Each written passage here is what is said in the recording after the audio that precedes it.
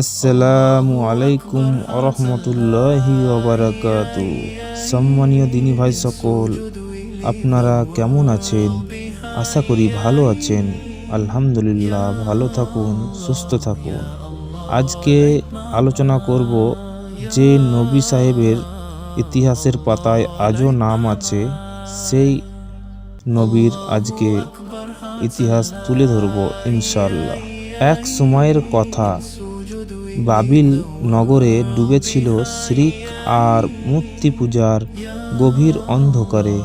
রাজা নমরুদ নিজেকে ইলাহা দাবি করত। জ্যোতিষীরা বলেছিল একটি শিশু জন্ম নেবে যে তোমার মিথ্যা ক্ষমতা ধ্বংস করবে। ভয়ে কেঁপে উঠেছিল নমরুদ। আদেশ দিল সব নবজাতককে ছেলে শিশুকে হত্যা করা হবে। ঠিক সেই ভয়ঙ্কর সময়ে জন্ম নিলেন এক শিশু। নাম তার ইব্রাহিম আলাইহিসসালাম। আল্লাহর হুকুমে তার মা তাকে লুকিয়ে রাখলেন এক গুহায়, মানুষের চোখের আড়ালে। কিন্তু আল্লাহর রহমতের ভেতর শুরু হলো এক মহান জীবনের যাত্রা। গুহার নীরবতায় বড় হতে লাগলেন ইব্রাহিম আলাইহিসসালাম। কেউ শিখায়নি তাকে কথা, তবু আল্লাহ শিখিয়েছেন চিন্তা। কেউ দেখায়নি পৃথিবী, তবু আল্লাহ খুলে দিয়েছিলেন হৃদয়ের চোখ। দিন যায়, মাস যায়, ইব্রাহিম আলাইহিসসালাম বড় হতে থাকেন অস্বাভাবিক দ্রুততায়। মা মাঝে মাঝে এসে তাকে দেখে যান, প্রতিবার ফিরে যান চোখ ভেজা দোয়ায়, হে আল্লাহ, তুমি নিজের আমার সন্তানকে রক্ষা করছো। একদিন ইব্রাহিম আলাইহিসসালাম গুহা থেকে বের হলেন। প্রথমবার দেখলেন আকাশ তারা ভরা রাত। তিনি নিজেকে প্রশ্ন করলেন, এই তারা কি আমার রব?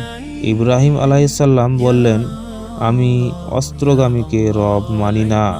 এরপর দেখলেন চাঁদ, তারপর দেখলেন সূর্য। সবই উঠল, আবার ডুবে গেল। তখন তার হৃদয়ে থেকে বেরিয়ে এলো এক ঐতিহাসিক ঘোষণা, আমি মুখ ফেরালাম সেই সত্তার দিকে যিনি আকাশ ও পৃথিবী সৃষ্টি করেছেন। ইব্রাহিম আলাইহিসসালাম ফিরে এলেন সমাজে। দেখলেন মানুষ পাথরের মূর্তির সামনে মাথা নত করেছে। সেগুলো না শুনে না দেখে তাদের ইলাহা বানানো হচ্ছে। তিনি প্রশ্ন করলেন তার পিতা আজরককে, আপনি কেন এমন কিছু ইবাদত করেন যা আপনার কোনো উপকার করতে পারে না? উত্তর এলো রাগের হুমকিতে। কিন্তু ইব্রাহিম আলাইহিসসালাম একদম ভয় পেলেন না, কারণ সত্য একবার হৃদয়ে ঢুকলে ভয় তার সামনে দাঁড়াতেই পারে না। একদিন শহর ফাঁকা, উৎসবে গেছে সবাই। ইব্রাহিম গেলেন মন্দিরের ভিতরে, এক এক করে ভাঙলেন সব মূর্তিকে। শেষে বড় মূর্তির গলায় ঝুলিয়ে দিলেন হাতে থাকা অস্ত্রটা। মানুষ ফিরে এসে চিৎকার করে বলল, কে করেছে এটা? ইব্রাহিম শান্ত কণ্ঠে বললেন, বড় মূর্তিটাকেই জিজ্ঞাসা করুন, যদি সে কথা বলতে না পারে। নীরবতা নেমে এলো, সত্য তাদের চোখে ধরা দিল। কিন্তু অহংকার মানতে চাইল না। ইব্রাহিমকে আগুনে নিক্ষেপ করো। আগুন জ্বালানো হলো পাহাড় সমূহ। মানুষ ভেবেছিল আজ শেষ হয়ে যাবে এক যুবকের জীবন। আসমান থেকে নেমে এলো আল্লাহর হুকুম, হে আগুন, তুমি ইব্রাহিমের জন্য শীতল ও নিরাপদ হয়ে যাও। আগুন জ্বলল, কিন্তু ইব্রাহিমের কিছুই হলো না। এই ছিল ইব্রাহিম আলাইহিসসালামের বড় হয়ে ওঠা কাহিনী। শিশু থেকে কিশোর হয়ে গেল, কিশোর থেকে সত্যের পাহারাদার।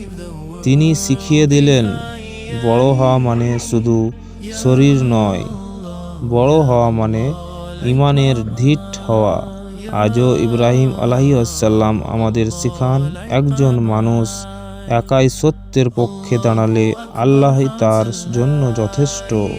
তো বন্ধুরা, ভিডিওটি যদি ভালো লাগে তো একটি লাইক করবেন আর ভিডিওটিকে অবশ্যই শেয়ার করে দেবেন।